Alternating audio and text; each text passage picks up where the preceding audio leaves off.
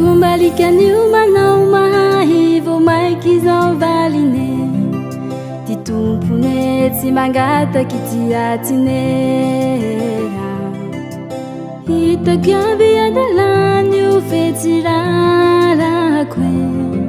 ataoko avao ty asoanay amihovaliko fa imbo tsentsaky lavy angaho mitady sitrapony Valaliky ty rano buhany ty himpole amiko any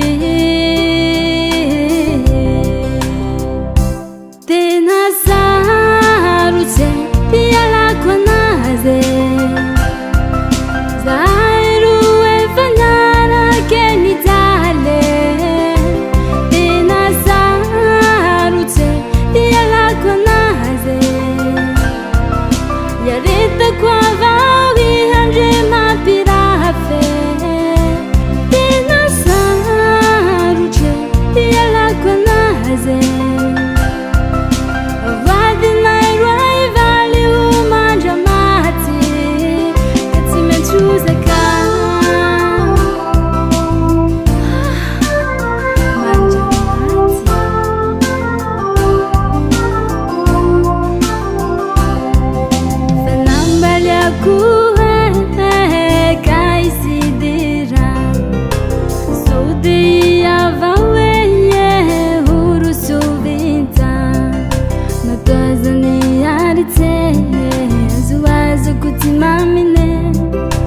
Fati fitiava que si dirà natine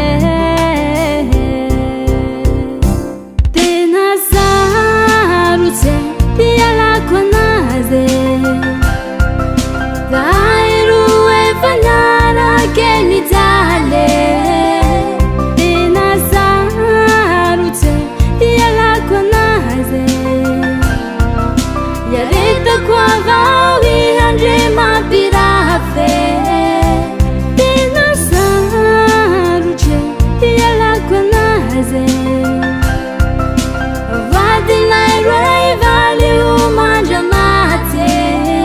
ka tsy maintsy ozaka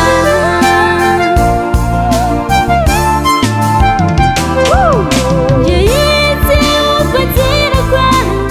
raha mata atokisako matany hagahako efa io ty andrarako ka sarotsy